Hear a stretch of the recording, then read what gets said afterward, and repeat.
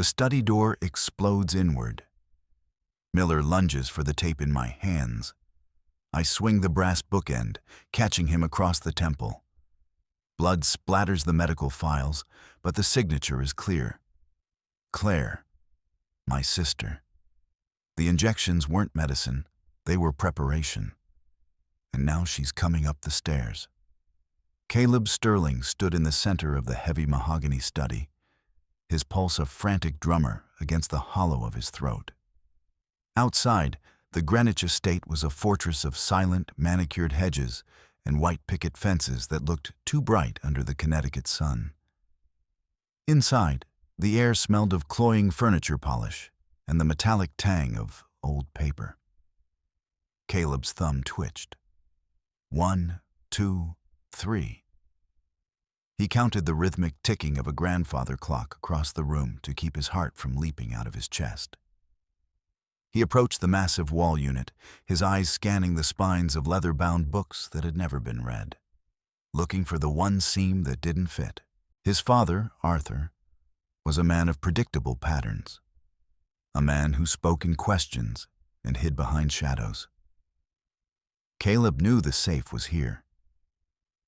He could feel the coldness of the mechanism through the wood.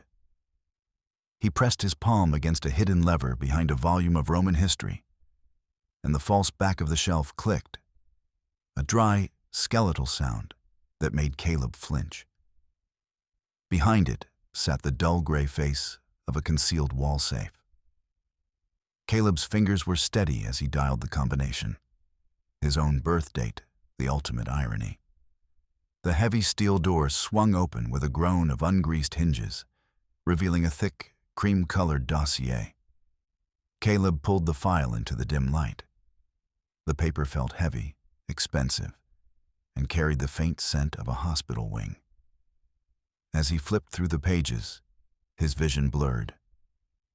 These weren't just standard checkups. He saw charts of neurochemical levels, graphs of brainwave patterns, and lists of compounds that sounded like industrial solvents. Since he was a toddler, Arthur had authorized supplemental treatments. The records showed a systematic alteration of his biological baseline. He wasn't just a son, he was a project. The realization hit him like a physical blow to the stomach, making the room tilt. He wasn't sick, but they had been treating him like a vessel being prepared for a new occupant. The shadows in the corner of the room seemed to deepen, drawing his eye toward a shelf housing a vintage reel-to-reel player, its silver face reflecting the single lamp on the desk. Beside it lay a tape labeled with his birth date in a sharp, hawk-like script he recognized instantly. Silas Sterling, his grandfather. The man who had been dead for 5 years, yet whose presence still felt like a heavy hand on Caleb's shoulder. Caleb's fingers trembled as he threaded the magnetic tape through the rollers. The machine hummed to life, a low-frequency vibration that Caleb felt in his teeth. The sound that emerged from the speakers wasn't music.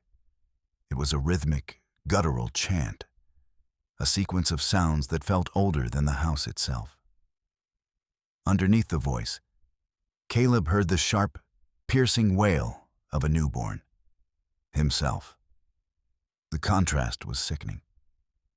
Silas's voice was a low rasp, commanding and absolute, weaving a web of sound around the infant's cries. It wasn't a celebration of life. It was a ritual of claim. Caleb listened, frozen, as the tape hissed and popped. The chanting seemed to synchronize with his own heartbeat, a hypnotic rhythm that made his head throb with the first stirrings of a migraine. Silas was speaking to him across the grave, laying the foundation for a return that Caleb was only now beginning to understand. The heavy thud of a boot against the study door shattered the trance. Before Caleb could reach for the power switch, the door flew open, hitting the wall with a crack that sounded like a gunshot. Miller, the estate's head of security, stood in the doorway. He was a mountain of a man, his neck thicker than his head, his face a mask of rigid duty. He didn't speak, he simply lunged. Caleb scrambled back, his heels catching on the heavy rug as Miller's massive hand swiped the air where Caleb's throat had been a second before. They crashed into Arthur's mahogany desk, sending pens and silver paperweights flying. The scent of spilled ink and sweat filled the air. Miller's grip was like iron, his fingers digging into Caleb's shoulders as he tried to pin him down. Caleb kicked out, his shoe connecting with Miller's shin. But the big man didn't even flinch. He was focused entirely on the spinning reels of the tape player. "Give it here, kid," Miller grunted, his voice a low thrum of menace. They wrestled across the desk, the wood groaning under their combined weight. Caleb's hand brushed against a heavy brass bookend shaped like a lion's head. He gripped the cold metal, his knuckles whitening, and swung with everything he had. The impact was a wet, dull thud. Miller's head snapped back, his eyes rolling toward the ceiling before the light in them went out. He slumped forward, his massive frame pinning Caleb against the desk for a moment before sliding heavily to the floor. The silence that followed was deafening, broken only by the frantic slap, slap, slap of the tape, reaching the end of the reel and spinning uselessly. Caleb pushed himself up, gasping for air, his chest heaving. His hands were shaking so violently he had to tuck them into his armpits. He looked down at Miller, who lay still, a thin trickle of blood dark against his buzz-cut hair. Caleb didn't have time for guilt. He lunged for the safe again, his eyes darting over the remaining documents. At the very bottom of the stack, he found a single sheet of paper with a fresh date, yesterday. It was a final authorization for a total consciousness transfer. His breath hitched as he looked at the signature line. It wasn't his father's hesitant scrawl. It was a sharp, clinical signature. Claire Sterling, his sister, the one person he thought might still have a shred of humanity left. The betrayal felt like a shard of glass in his heart. She wasn't just a doctor. She was the architect of his erasure. Caleb stuffed the files and the tape into his jacket, his mind racing. He had to get out. He turned toward the study door, his boots thudding softly on the hardwood. 1, 2, 3. He counted the steps to the hallway, his internal compass spinning wildly. He reached the heavy oak front doors and pulled, but they didn't budge.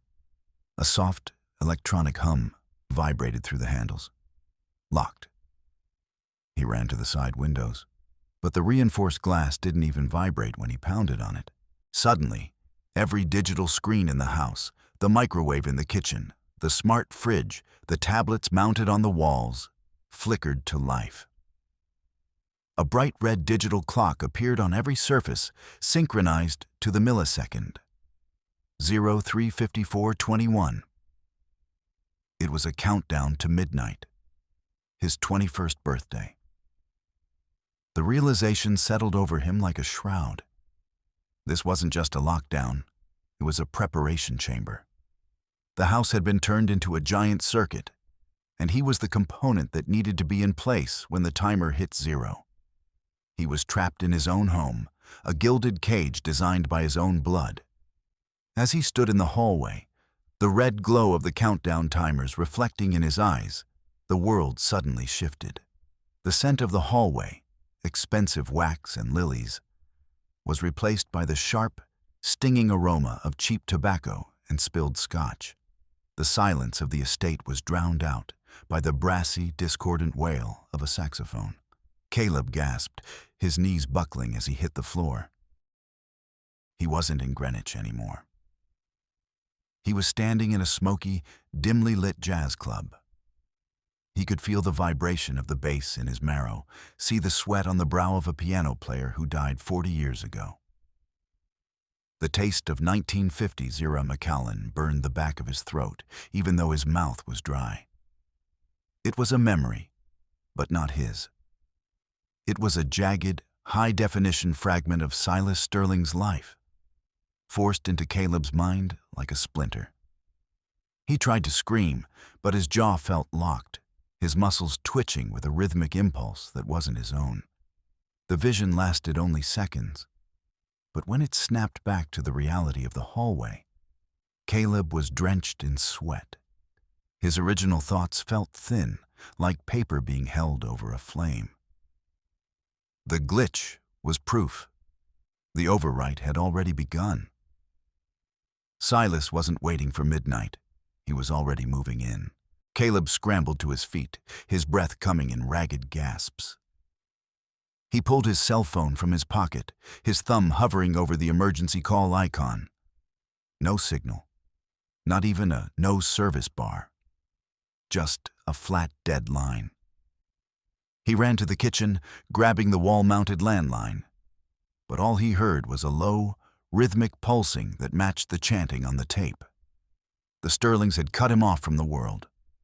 The clocks in the house began to chime. Not in the orderly, synchronized fashion of a well-kept home, but in a chaotic, overlapping cacophony. The grandfather clock in the foyer, the cuckoo clock in the breakfast nook, the digital beeps from the stove, all of them striking different hours, different minutes. The sound was a physical weight, a hammer against his skull. He stumbled into the kitchen, his hands over his ears, looking for anything he could use as a weapon. His eyes landed on a heavy industrial mixer on the counter and a canister of pressurized CO2 for the soda machine. It was a pathetic defense against a security team, but it was all he had. The walls were closing in, and the rhythmic thud, thud, thud of someone approaching the kitchen door told him he was out of time. The door swung open, and two groundsmen stepped in. They weren't wearing their usual green overalls. They were in tactical black, carrying air rifles loaded with translucent blue darts. Sedatives. They didn't say a word, their faces as blank as the stone statues in the garden. Caleb didn't wait for them to aim. He lunged for the industrial mixer, clicking the dial to the highest setting. The stainless steel beaters shrieked as they whipped through the air, creating a wall of blurred metal. As the first groundsman raised his rifle, Caleb grabbed the CO2 canister and twisted the valve. A violent, freezing cloud of white gas erupted, filling the kitchen in seconds. The air turned into a blinding fog, the temperature dropping so fast it turned Caleb's breath into ice. He heard the fut-fut of the dart guns, the projectiles hissing past his ears and shattering against the tile backsplash.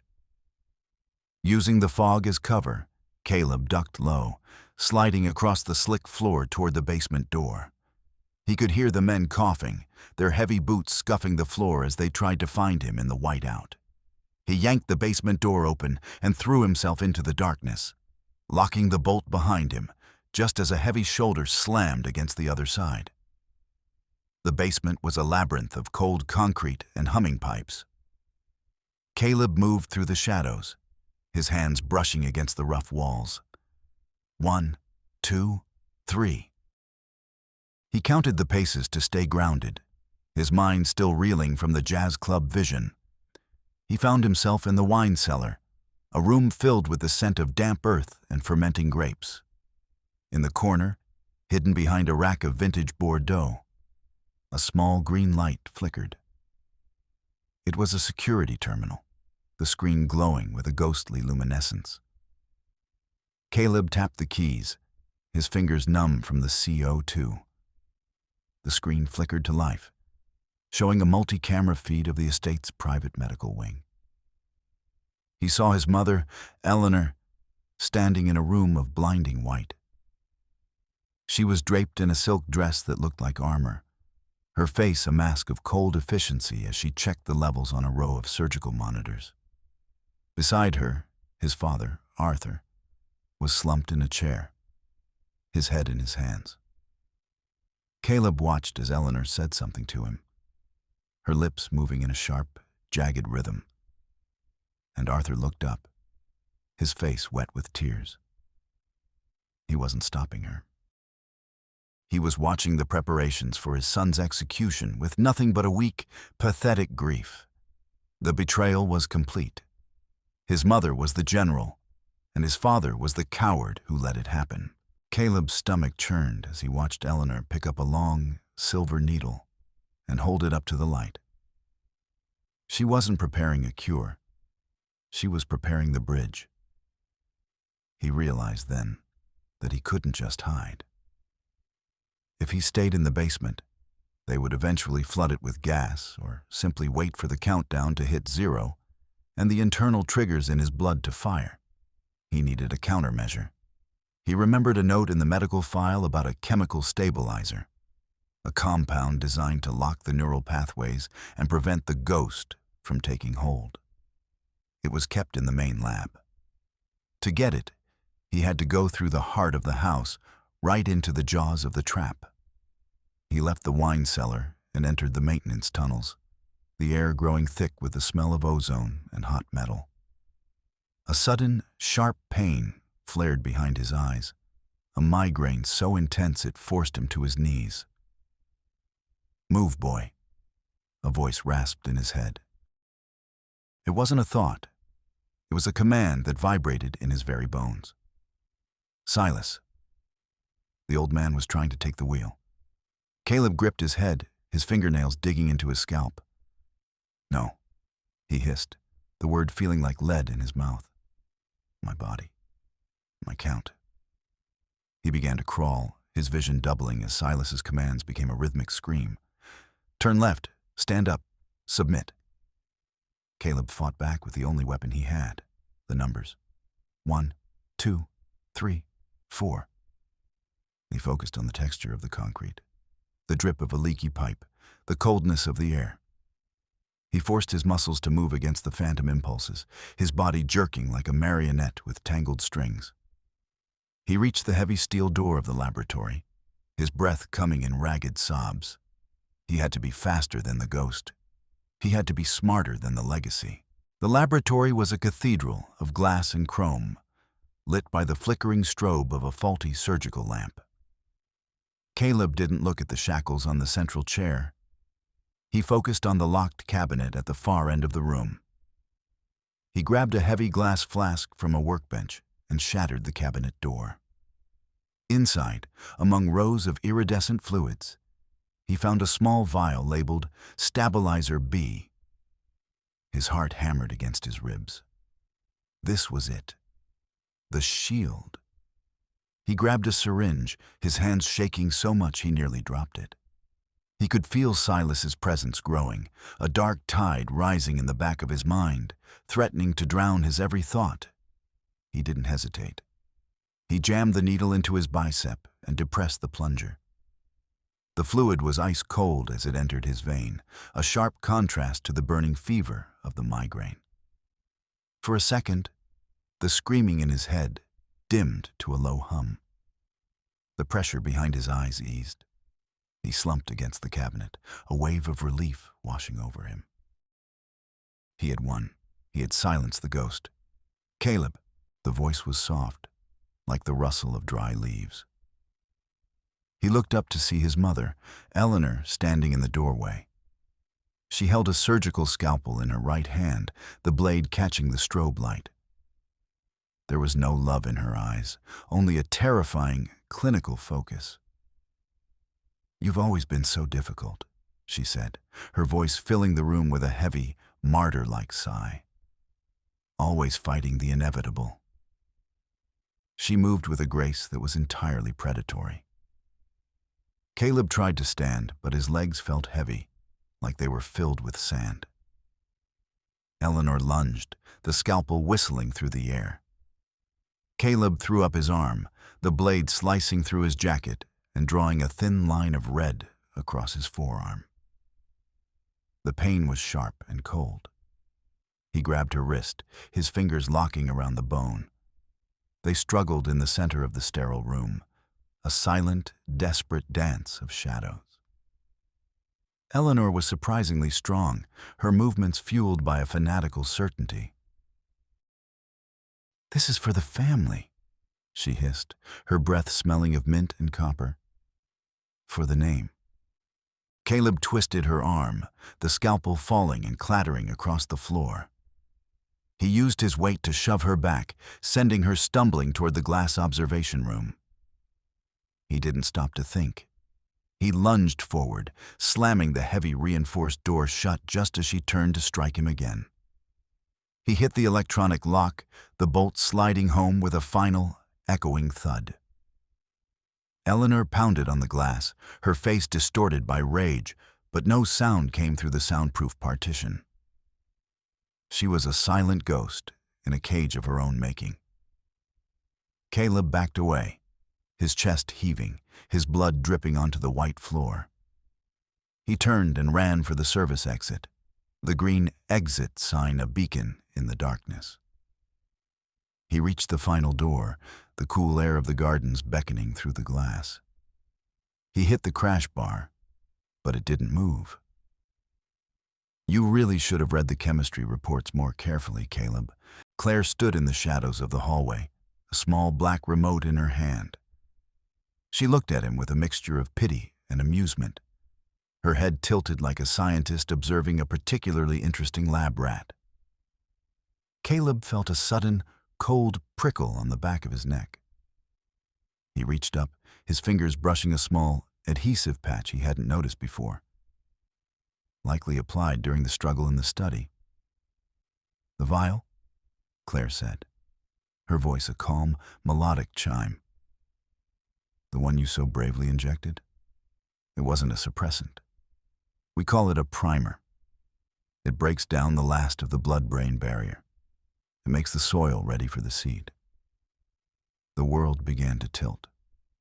The relief Caleb had felt moments ago curdled into a sickening realization. He hadn't silenced Silas. He had opened the door and invited him in. The stabilizer was the final catalyst. His smart move, his desperate play for freedom, had been the very thing they needed him to do. "The patch on your neck is a simple sedative," Claire said, her thumb hovering over the button. "To make the transport easier. You've done the hard work for us, brother. Thank you." She pressed the button. A sharp, electric sting erupted at the base of Caleb's skull. His legs turned to water. He collapsed, his cheek hitting the cold floor, his eyes fixed on the red countdown timer on the wall. 00:02:14. He tried to move, to crawl, to do anything. But his body was a lead weight. He felt heavy hands grabbing his shoulders, the security team moving in to finish the job. As they dragged him back toward the ritual chamber, the last thing he saw was Claire's smile. A perfect, sterile expression of victory. The ritual chamber was a nightmare of chrome and flickering monitors. Caleb was strapped to a cold steel table, his wrists and ankles locked in heavy industrial shackles. Above him, a massive array of glass tubes and silver wires hummed with a terrifying energy. Arthur stood in the corner, his knuckles cracking with a loud, wet pop as he avoided Caleb's gaze. Eleanor, now released from the observation room, stood at the head of the table, her hands hovering over his temples like a dark priestess. "The vessel is prepared," she whispered, her voice a funeral dirge. Caleb could feel Silas rising. It wasn't a voice anymore. It was a flood. His own memories, his first fall down the stairs, the smell of his mother's perfume, the sound of his own counting, were being washed away by a tide of cold, ruthless ambition. He saw Silas's life, the boardrooms, the betrayals, the absolute crushing need for control. The two personalities were grinding against each other, a psychic friction that felt like his brain was being torn in half. In the center of the storm, a single spark of Caleb's original logic remained. If his brain was the hard drive and Silas was the data being downloaded, there was only one way to stop the transfer. He couldn't fight the ghost, but he could destroy the hardware. His right hand was strapped down, but his fingers could reach the tray of surgical tools beside the table. Among the scalpels and clamps sat a small, unlabeled vial of dark, oily liquid. The neurotoxins used to cleanse the equipment. It was lethal. With a scream of pure, agonizing effort, Caleb strained against the shackles. His muscles tore, the metal biting deep into his skin, but his fingers brushed the glass. He knocked the vial over, the glass shattering against the table. He didn't need a syringe. He pressed his open palm into the shards, the jagged glass slicing into his flesh. And then he jammed his blood-soaked hand against the open IV port in his neck. He wasn't trying to kill himself. He was inducing a system crash. The toxin hit his bloodstream like liquid fire. His heart stuttered, his lungs seizing as his body went into a controlled chemical coma. The bridge between his mind and the equipment didn't just break. It exploded. A violent, high-pitched shriek erupted from the monitors.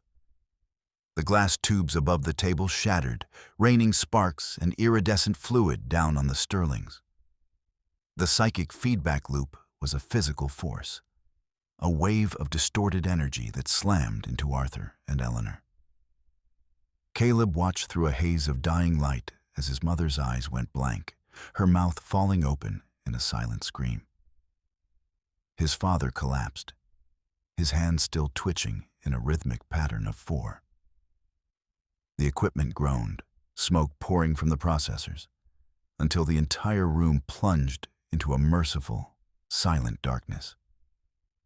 Caleb woke up to the sound of a heart monitor, a steady, rhythmic beep that felt like a lifeline. The air smelled of industrial bleach and happy birthday being hummed in a soft, feminine voice. He opened his eyes to see a sterile hospital room. The bright Connecticut sun filtered through thin white blinds. A nurse, Sarah Martinez, stood by his bed, her hand steady as she checked his IV.